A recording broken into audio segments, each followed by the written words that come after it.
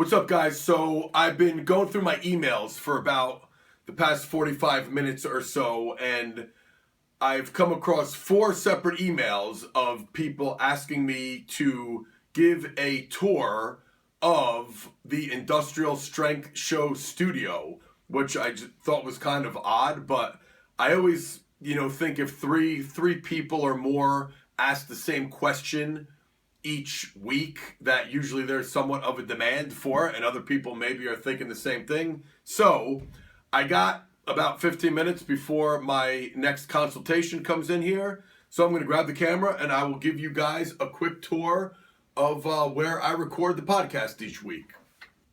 All right. So my podcast studio is literally right next to my office. And in between both, for those who haven't ever seen this is my private gym in New Jersey. This is where I do all my training. Have a couple VIP clients that stop in every now and then.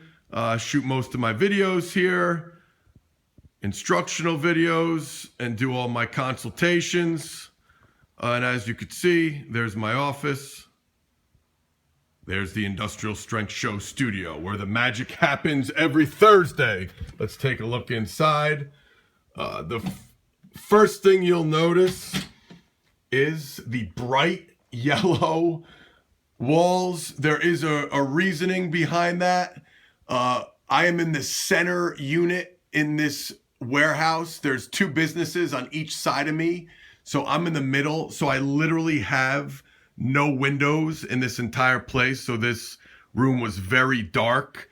So I did a little studying of psychology and read about yellow, bright yellow being a color, if you have really dark rooms, to brighten them up, give the feel of being outside, kind of make it a little less gloomy and depressing. Yellow is the color to go with. Kind of stimulates conversation because people are a little more alive.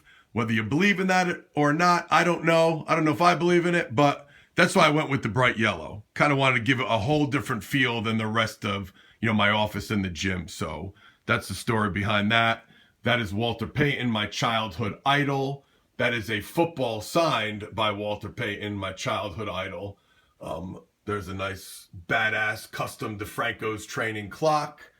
This is a football signed by John Riggins, a Super Bowl 17 MVP signed football when they beat the Dolphins. I grew up a diehard Redskin fan, for those who don't know.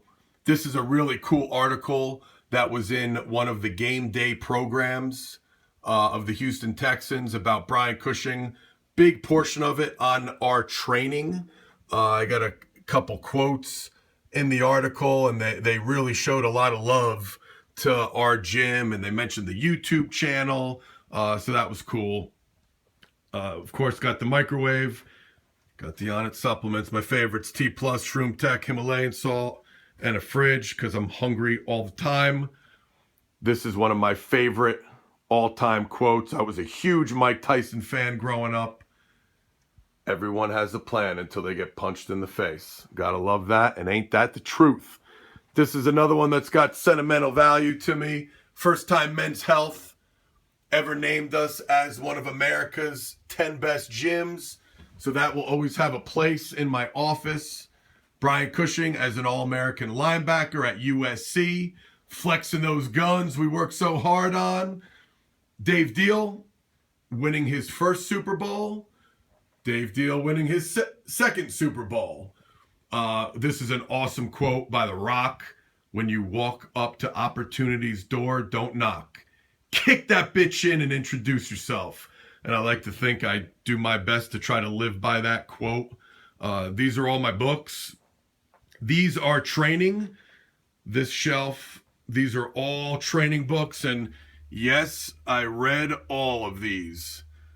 Still use many of them as a reference to this day. Always a student. And these are all training as well. A couple magazines we've been featured in. We got the couches because usually when we're doing a podcast with a guest, They'll usually bring a friend or a significant other, so at least they could be comfortable and check out the show as well. These are all the business books I've read. Not as many as the training, but certainly enough. Another picture of Kush, Murica. Deion Anderson, one of the craziest bastards I've ever trained. He was the first fullback drafted the year we trained him for the NFL Combine, played for the Cowboys for a couple years. Here's an awesome classic shot of Brian Cushing getting drafted in the first round.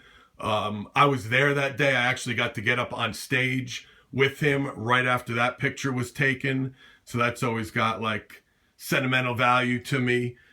Speaking of which, I love this picture Ashley took. This was the last day in my old gym in New Jersey before we shut it down and packed it up and moved it to Texas. So I had a little moment there with Ava and Adriana just overlooking the gym one last time. Ashley happened to be standing behind me and snapped the picture. And I mean, it's like a classic. I will cherish that one forever. For those wondering why the hell I have all these mini helmets, like, am I just a nerd kind of football memorabilia fan or collector? Yes, kind of, and no, though. They all have meaning because as a kid, I did collect these mini helmets. That's why they are all the throwback helmets. I love the old school throwback stuff. But what happened was, these were in my attic. And then once I started training athletes for a living, the first group of NFL guys I ever trained played for the Giants. So I took the Giants helmet out from the attic and I kind of put it on my shelf in my office in my apartment at the time.